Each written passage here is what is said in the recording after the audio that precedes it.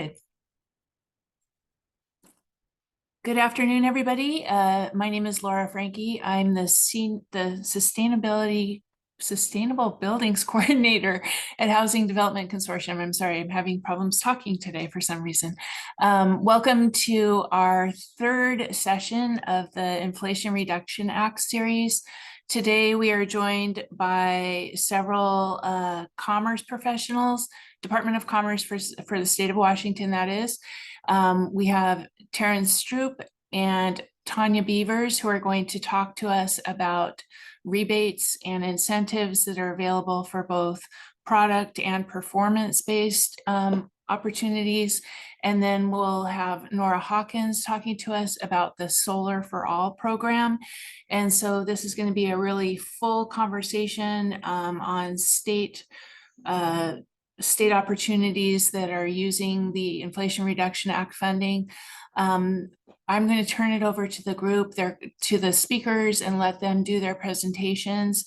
I will be monitoring the chat throughout their topic or throughout the presentations. So please feel free to drop your comments and questions into the chat, and we'll briefly do questions in between speakers.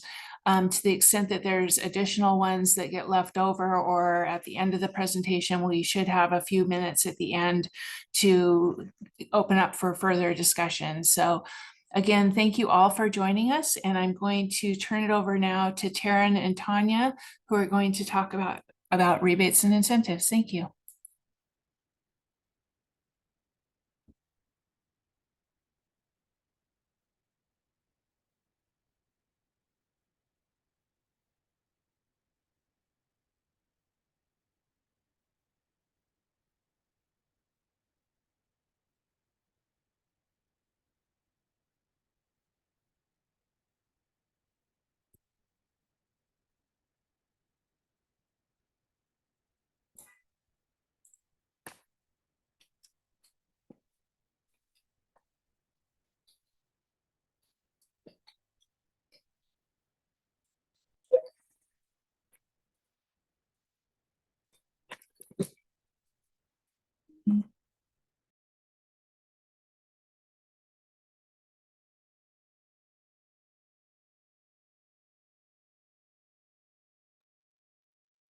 Taryn and Tanya, if you're talking, we can't hear you. Please unmute.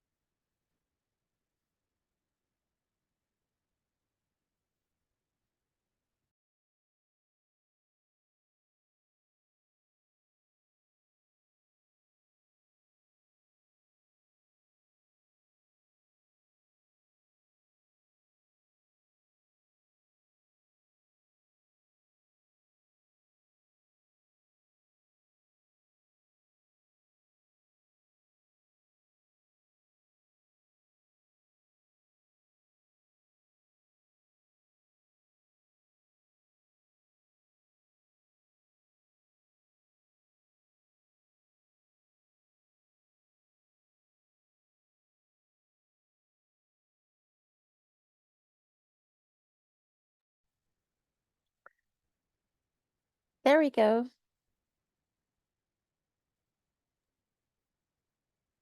Yay. Wonderful. Okay, well, thank you for joining us. On this presentation, we have about a 10 or 15-minute presentation on the residential energy efficiency rebate programs. As mentioned, myself, Terrence Stroop, and my colleague, Tanya Beavers, we are the program leads for the two arms of the Inflation Reduction Act home rebate programs. Next slide.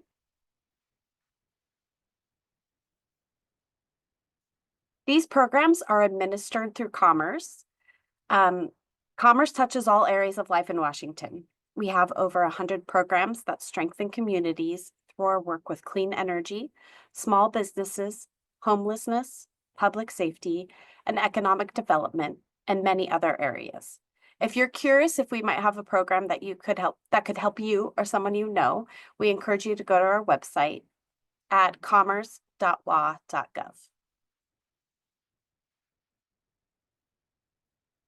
So there are two arms of the Federal Inflation Reduction Act Home Rebates Program. The first arm of this program is the Whole Home Efficiency Rebates. Washington has been awarded $83 million for this portion of the program. These rebates provide money for whole house energy saving retrofits. The home rebates must be used for a bundle of measures that, when combined, reduce energy usage by at least 20%. An energy audit is required prior to rebate application, and savings must be modeled on a BPI 2400 compliant energy model. So it's going to look at the last 12 months of prior energy usage in the household. The second arm of this program is called the Home Electrification and Appliance Rebate, and Washington has been awarded $82 million for this portion of the program. This program provides rebates to households to purchase and install high-efficiency electric equipment and appliances. It is important to note that the equipment must be Energy Star rated.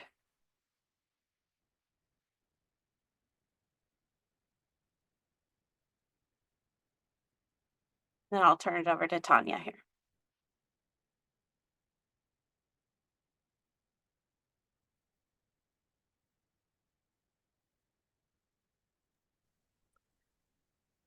So, the IRA home rebates will be available for low to moderate income households, including multifamily in Washington State.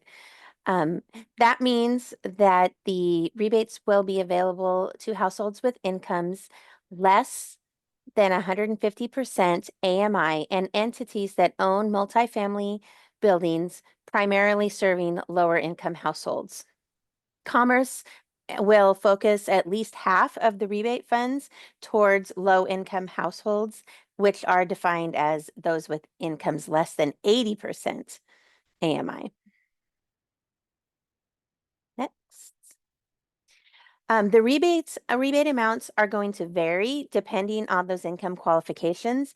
And for the whole home efficiency part of the rebates, it will also vary depending upon the amount of energy saved.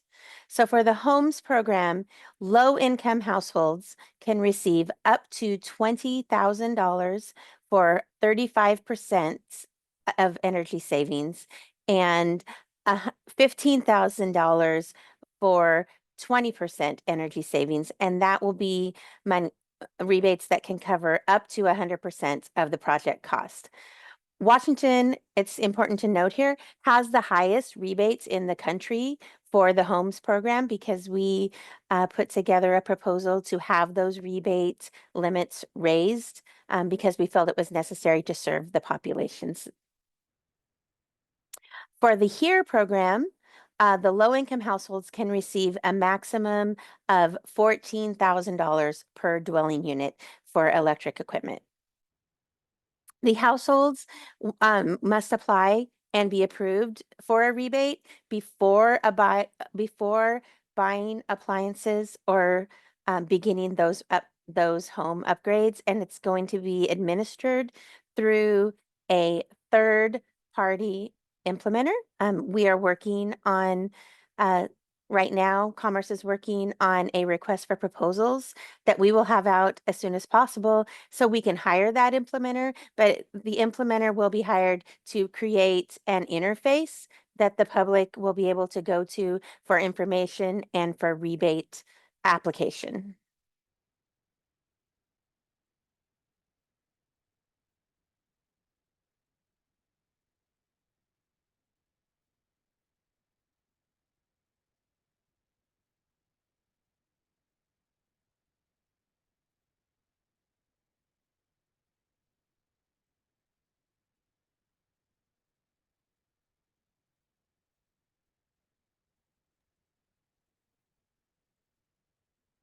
All right, so what equipment do these programs fund? Eligible equipment includes heat pump for space heating or cooling, heat pump water heater, or electric stove, cooktop, range, oven, or heat pump clothes dryer. And again, all of this equipment must be Energy Star certified. Eligible home improvements under these programs include home energy efficient upgrades through insulation, air sealing, and general weatherization, whole home energy audits, which are required for program participation, and electric appliances and panel upgrades are also included if necessary. As mentioned previously, this program also serves multifamily, with 10% of the rebate funds being set aside for multifamily, where 50% of renters are below 150% AMI. Rebates will vary depending on energy savings and income level of residents. Building owner recipients cannot evict existing tenants to allow for a higher rent to be charged and are required to rent to a low-income household for 2 years following. If the building is being sold, the requirement is passed on to the new owner. And this is all detailed out in the Consumer Protection Plan. Next. So the Department of Energy has been very slow to release guidelines for the multifamily portion of the program. However, assessments will be required for multifamily buildings. They will just differ somewhat from single family buildings. And Commerce is still working on the protocols for those home assessments for the multifamily buildings. We do know that it will be equivalent to a level 2 audit based on ASHRAE standard 211. And that's what we do know that will be the requirement. So next slide. So who's going to do the work?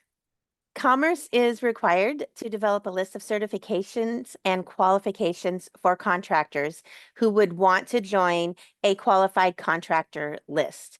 And we will also be offering incentives for contractors who are working in overburdened communities, and they can receive an incentive of between $200 and $500 for doing work and installations in an overburdened community.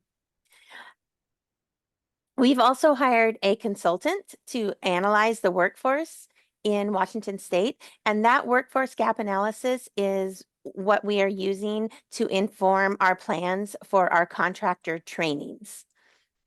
Commerce is currently wrapping up that work and is incorporating the findings into our program design. Next. There are opportunities to stack funding sources with the IRA rebates. Federal funds cannot be combined with other federal funds for the same measure in a rebate project. However, utility incentives and state-funded rebates are considered to have separate funding sources, so those can be combined with the IRA rebates. The total amount of rebates cannot exceed the total cost of the project, and we will be required to monitor that very closely. A critical component to the success of these programs is our work with community organizations. Part of the DOE application for the IRA home rebates is to create a community benefits plan, which is informed by the people that the program will serve. We've been working with a consultant over the last several months to solicit feedback from various groups to develop this plan, and we're planning on submitting this plan at the end of this week, so we're excited about that. There are incentives available to community-based organizations who assist with identifying households who are eligible, as well as with the rebate delivery process. And those incentives are set at the same level as the contractor incentives and range between $200 and $500. So what does the timeline look like, and where are we at with these programs? Both the initial applications for the home electrification and appliance rebates and the whole home efficiency rebates have been approved by the Department of Energy.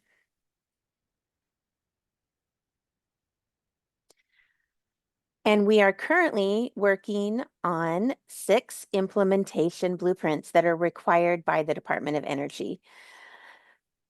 Right now, we're wrapping up the community benefits plan and the education and outreach strategy, and we should have those submitted to the Department of Energy by the end of this week.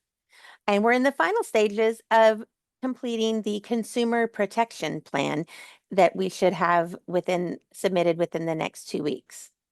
We're also working on the completion of the data access plan and the privacy and security assessment, and we should have those submitted to the Department of Energy by the end of the month. The final plan is the market transformation plan, and that is due next year. The program can launch it can launch 60 days after the approval of these plans. However, for the launch date for our Washington program also depends on the selection and readiness of the program implementer. So we are looking at a program launch of no later than spring of 2025. Okay. Next slide. And that's it. So we want to thank you for your time. We know you probably might have questions, and please feel free to put those in the chat. Laura's going to facilitate that. Thank you for listening today. I hope we were able to give you some good information about the IRA programs. There is a lot of program design that is still ongoing. So just continue to watch our website, or you can email us at our home energy rebates email that's located on our website, and we can give you updates as those come up. Thank you.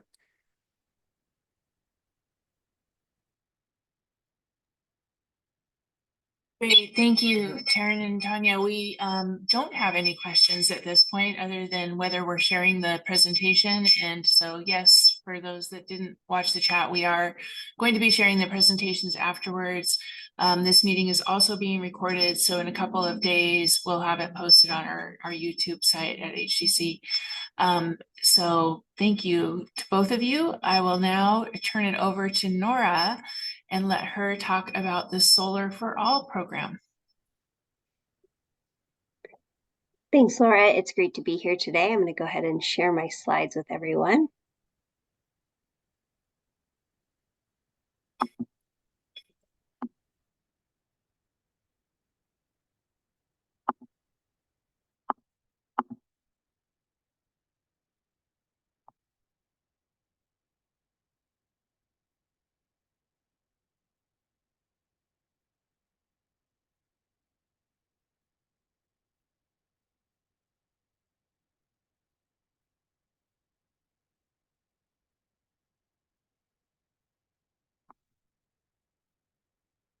Laura, can you see my slides now? Great. Okay, well, good afternoon, everyone. Thanks for having me here today to talk about our Solar for All program. My name is Nora Hawkins. I work with Taryn and Tanya at the Department of Commerce in our state energy office.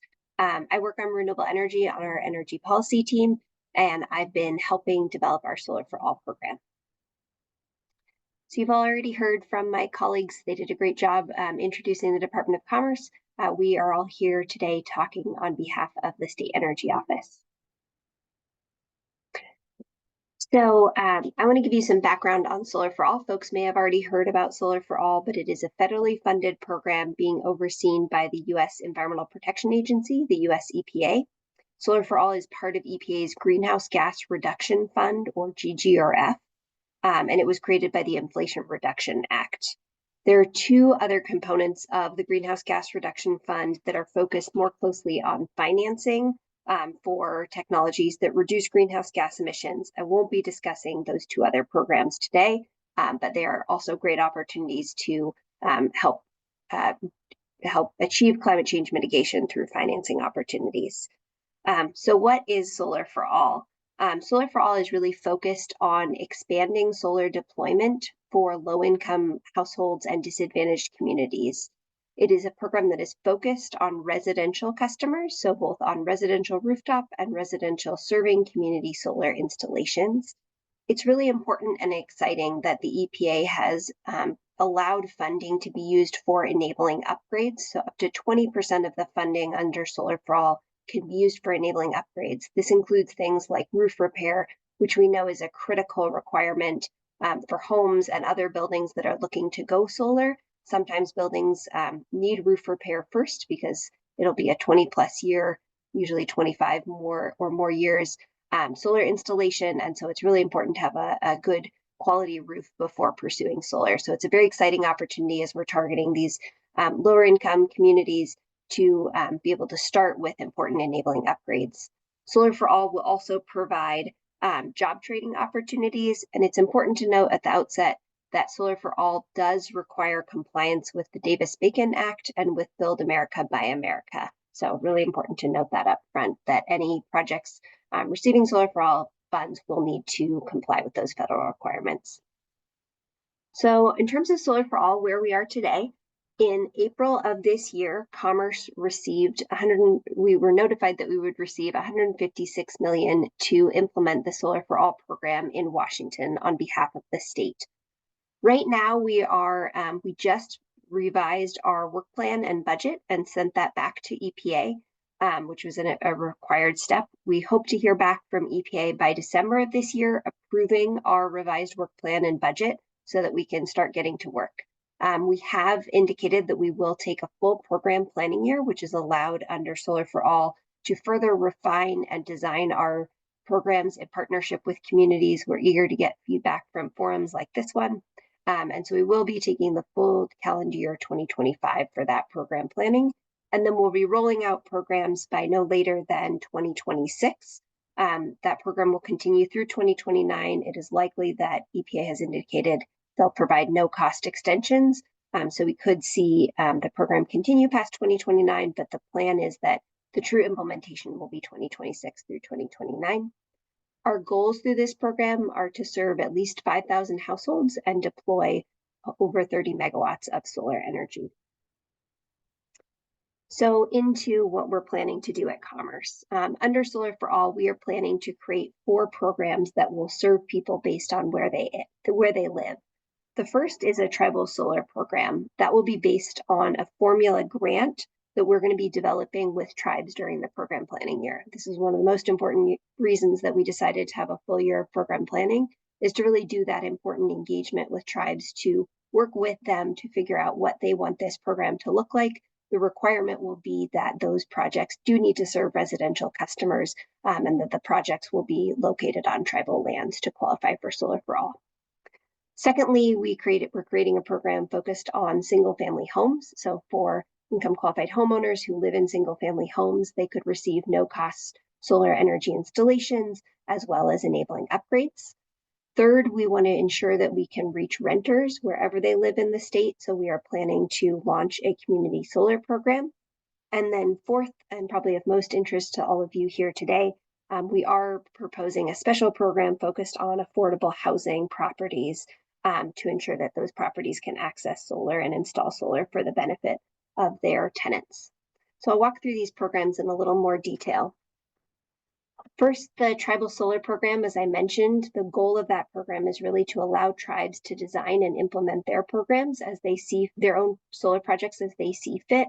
As I mentioned, we're going to be working with tribes during calendar year 2025 to really refine what that program will be, how it will work, how we will allocate funds to tribes. But the goal is to really get funding to tribes in as streamlined a process as possible so that they can go out and implement solar projects for the benefit of their members. You'll see on all these slides draft eligibility criteria. We are going to be continuing to refine how we want people to be eligible for these programs during the program planning year. But our initial plan is that for the tribal solar program, projects will need to be located on tribal lands, and participants will need to be residential households, but we will be working with tribes to further define those criteria. Secondly, solar on single-family homes program. We're calling this the Washington Affordable Solar Homes, or WASH program. As I mentioned, that will provide no-cost solar installations include enabling upgrades, things like energy efficiency and roof repair. We are, I will note, very eager to collaborate with our colleagues who are working on home energy rebates to ensure that these programs can be accessed in a streamlined way for customers who are interested in solar and interested in electrification and energy efficiency. We'll be doing a lot more of that work during the program planning year. And then additionally, for the Washington Affordable Solar Homes Program, we will be requiring vendors to provide workforce development and training opportunities via each installation. Part of our program planning year will be also hiring those vendors and coming up with a request for proposals to ensure we are reaching vendors who can adequately educate and empower homeowners to go solar. Draft eligibility criteria for this program is income qualified homeowners and tribal households living on tribal lands. We will be prioritizing homes located in overburdened communities throughout the state. And I also want to note here, we're very interested in working with land trusts and figuring out how we can pursue other types of affordable home ownership that those homes would have solar as well. So thirdly, our low-income community solar program, we're calling this the Expanded Shared Solar Access Program, or ESAP. I want to note at the outset, there is an existing program through the Washington State University Energy Program called the Community Solar Expansion Program. That program provides incentives for projects that are between 12 kilowatts and 199 kilowatts in size. And so we wanted to design a complementary program that wouldn't duplicate existing funding that the state has, but would further expand solar access. So ESAP would fund projects that are between 200 kilowatts and 1 megawatt in size, so larger community solar projects. Will require that 85% of the value of solar energy generated, so 85% of the value of the electricity, needs to be passed on to qualified subscribers. However, 15% of the electricity that's generated can be provided to the host customer to enable site access. Draft eligibility criteria for this program is income qualified residential customers, as well as certain residents of disadvantaged communities. Disadvantaged communities, we will be using the term as defined by EPA, which includes all communities identified as disadvantaged through the Climate and Economic Justice Screening Tool, or CJEST, and geographic areas within federally recognized tribal lands. So when I say certain residents of disadvantaged communities, we're certainly planning to include customers who qualify for their utilities assistance programs, as well as tribal households, and we will be further iterating on those criteria during the program planning year. So finally, the program I really want to focus on with all of you today is our multifamily affordable housing offering, which we are calling Bridging Energy Affordability Through Multifamily Solar, or the BEAMS program. We're really excited that we're going to be working with our subrecipient, the Washington State Housing Finance Commission, to implement and administer this program. So that's a really exciting announcement from us. I feel like folks on this call are probably very familiar with WSECU, and we're really grateful to get to work with them and leverage their relationships in this and their expertise in this space. The way BEAMS will work is that it would provide no interest forgivable loans for enabling upgrades and no interest revolving loan fund for solar and storage installation. What this program is really seeking to do is the WSECU Community Solar Expansion Program that I mentioned previously is a wonderful opportunity to deploy solar for projects that can benefit income qualified households and other entities. But those incentives are only paid out at the conclusion of the project. And so we recognized a gap here for affordable housing properties where they may not have the capital to invest in solar and then wait a year or more to recoup that funding. And so the Washington State Housing Finance Commission would be able to step in with a revolving loan fund to provide that funding upfront to be able to go solar, and then would be paid back at the end of the project through the WSECU Community Solar Expansion Program. The WSECU Community Solar Expansion Program doesn't have any funding for enabling upgrades. That wasn't part of the statute as written. And so through Solar for All, we will be able to do things like roof repair, wiring updates, some energy efficiency, et cetera. It's also exciting that energy storage will be an option under BEAMS because the WSECU Community Solar Expansion Program does provide funding for energy storage. So affordable housing properties would be able to do roof repair, some enabling upgrades, and then install solar and energy storage for backup power. It's also important to note the WSU Community Solar Expansion Program does require entities to take advantage of tax incentives. So this would work seamlessly with the WSU requirements to take tax incentives. And so the revolving loan fund could also be used for those direct pay provisions of the Inflation Reduction Act to better leverage these dollars. Similarly to the Community Solar Expansion Program, at least 85% of the value of electricity that's generated with the solar project will need to be passed on to qualified subscribers. So in other words, the tenants of those properties who are income qualified. The remaining 15% of the value of electricity that's generated from solar can be used on site for site access. So in other words, a common area meter could receive up to 15% of the electricity generated to lower the operating costs of the building. Draft eligibility criteria for this program is that residents of properties providing affordable housing as defined by EPA would be eligible. And again, properties located in overburdened communities will be prioritized across all of our Solar for All offerings. You can see here, as defined by EPA, multifamily housing with rents not exceeding 30% of AMI for at least half of the tenants, and with an active affordability covenant from certain housing assistance programs, as well as some naturally occurring affordable housing will be qualified. Under Solar for All, every single program I've been talking about is required to deliver at least 20% household savings to all households served under the program. So in other words, we need to ensure that every household participating in any one of these programs is seeing a 20% reduction to their electric bill. It's important to note that EPA has provided that households who live in multifamily master meter buildings, so those who don't pay their own electric bills, are able and eligible to participate in Solar for All. So household savings can be delivered as a direct financial benefit or as a direct non-financial benefit equivalent in value.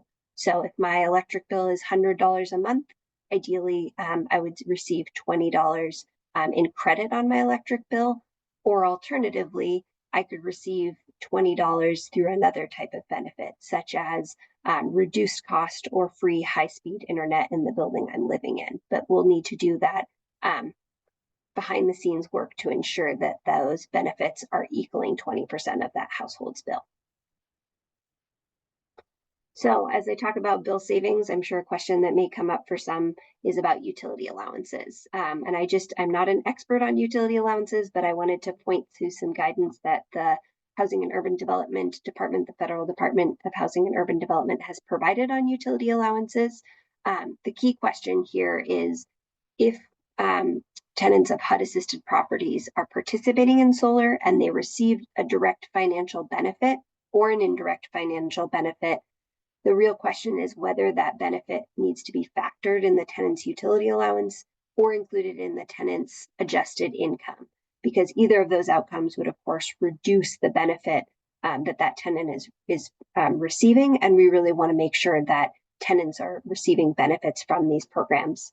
So the guidance that HUD has provided, and I've included a link here for folks to explore further, is that if the credit is not tied to the cost of utility consumption, then the property owner is not required to submit a new utility allowance baseline analysis. So my understanding of that is if it's a credit on the bill, it is possible for the utility allowance to stay whole, versus if it's a change to the customer's rate, then it might need to be calculated into the utility allowance.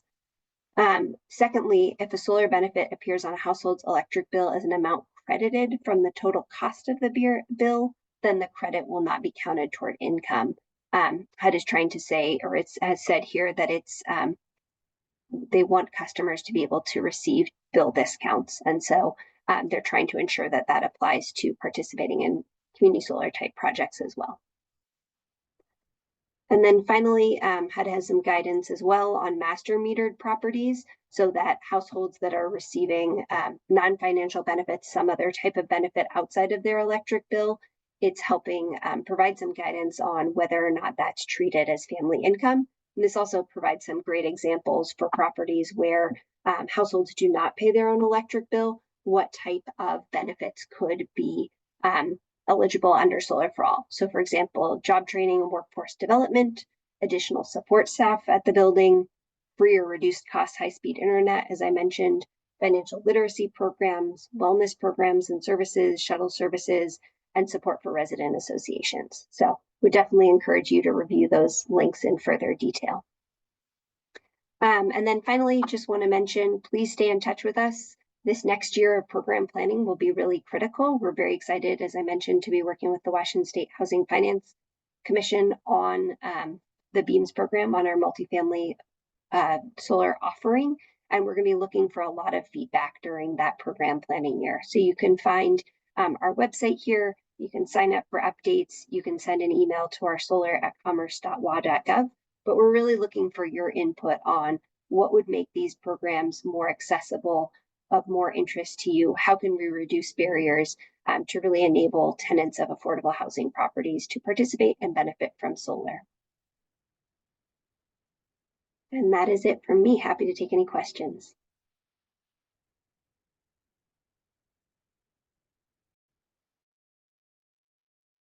Great, thank you so much, all three of you. This is really great information.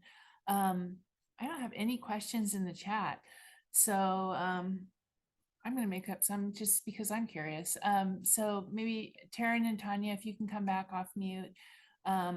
What I'd like to know from all three of you really is, can you talk a little bit about how folks could be in the affordable housing community, especially how they could be thinking about preparing to receive these these monies once they become available? So should they be doing energy audits or hiring, energy specialists at this point, or getting into the Energy Star portfolio manager? Just kind of maybe talk a little bit about what sort of proactive steps can be taken at this time to prepare the buildings that they're working on for the future opportunities.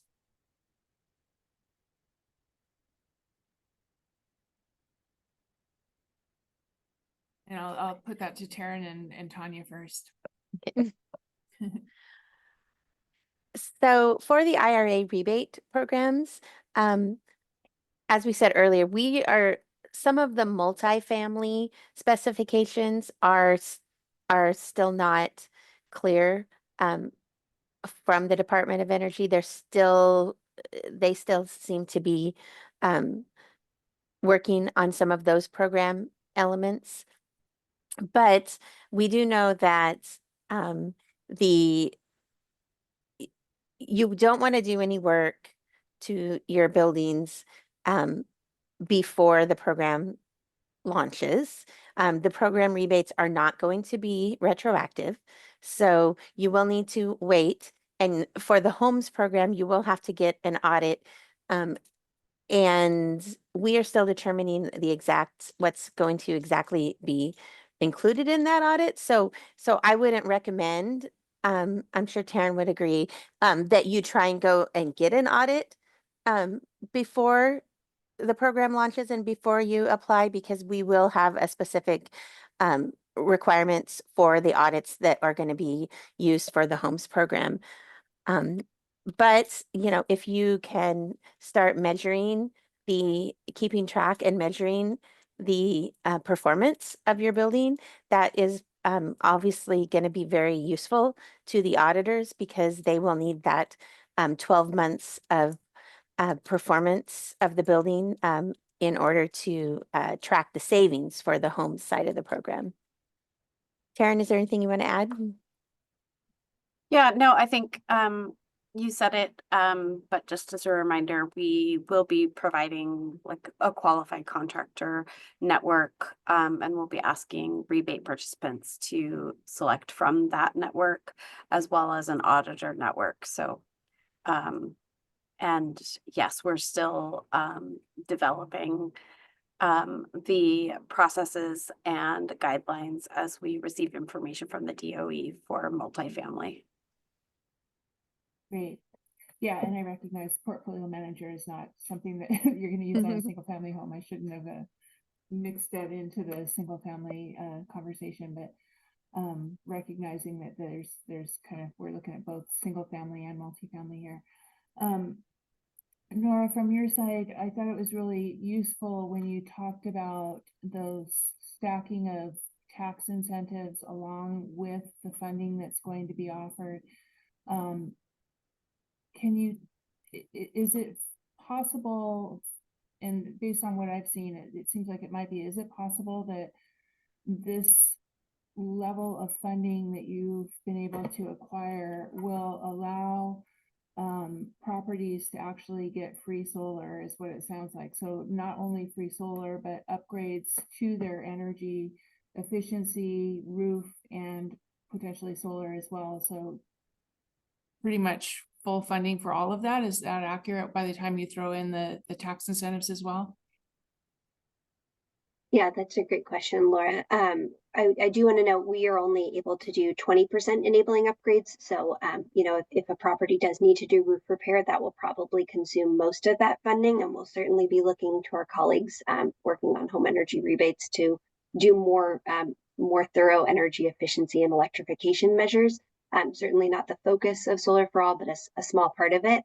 But yes, the plan is that this would provide no cost solar installations as well as battery energy storage installations as well, if a property was interested in that. And I think to answer your first question as well about what properties could be doing now, start by looking at how is your property, how do the electric bills work? Do tenants pay their own electric bills? Is the property master metered? Does the property owner pay the electric bills?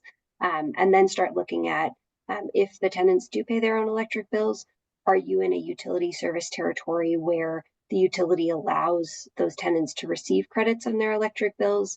Puget Sound Energy recently took the step forward to allow multi-tenant crediting so that individuals who live on a property with on-site solar can receive credits on their electric bill. Seattle City Light is working on a very similar measure, which is a really exciting opportunity to kind of have more seamless benefits flow to tenants who do pay their own electric bills. But then if you are managing a property where tenants don't pay their own electric bills, start thinking about what type of benefits would those tenants want to receive. We're really excited to have tenants hopefully be involved in that process to understand what services would they like to see at their property if they can't receive those on-bill credits. So all of that work, I think, could start sooner. We are going to be working with the Washington State Housing Finance Commission to do some analysis of kind of which properties would be ideally suited for solar in the multifamily affordable housing space. So more to come on that. Thank you. I got a note that I sound really light, so I'll try to speak up. We did get a question from LISC. How will the applying for programs look like? And will several agencies receive funds, or will there be an online application? And it looks like Taryn may have already answered this, but why don't we go ahead verbally for the benefit of the group? Yeah, happy to try to elaborate as well. So Commerce, for the IRA home rebates, Commerce will be hiring a single third party administrator that will be that will be responsible for managing the application process. Commerce will work directly with the implementer. So households, building owners will apply for a rebate through the online application portal that is owned by the third-party implementer. Once a household has been approved, they will be issued a rebate coupon, which will then allow them to perform the work or purchase equipment needed in their home. And then the contractor will be paid directly by the implementer. Oh, you're muted, Laura.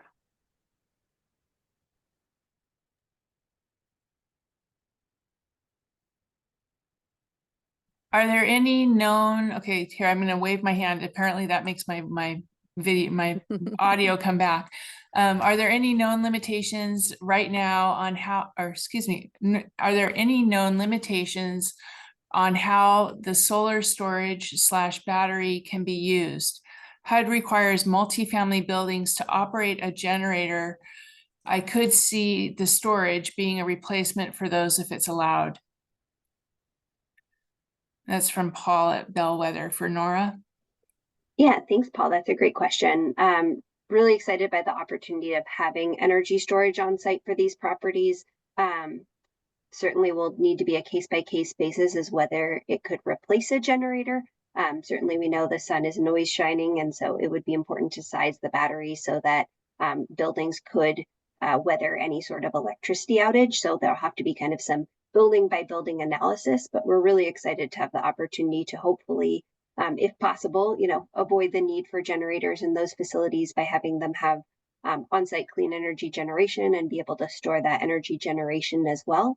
Um, in terms of limitations, I don't think there are any limitations other than the solar energy, the solar electricity generated does need to go to the benefit of tenants, with the caveat that we've said, 15% could be used on site for a common area meter. It is important that the vast majority of that electricity is directly reducing tenants' energy burden or providing other benefits to tenants.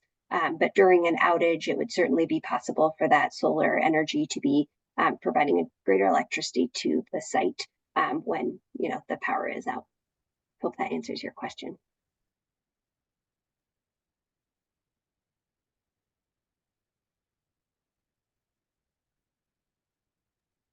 Laura, I can't hear you again. Can you hear me now? Okay, I have to wave every time I talk, I guess. How will families be informed of this program and outreach, or what sort of outreach is going to be occurring directly to consumers? Yeah, we have a pretty complicated education and outreach strategy that we're just firming up right now. But as Terrence says in the chat, it will include outreach through community-based organizations, community action agencies, through utilities, reaching out to their customers, and several other avenues where we will be getting the word out to consumers. We feel like the education and outreach strategy that we have planned is pretty thorough. And once those plans are approved by the DOE, you will also be able to see them because they'll be published. So you can see what our strategy will be.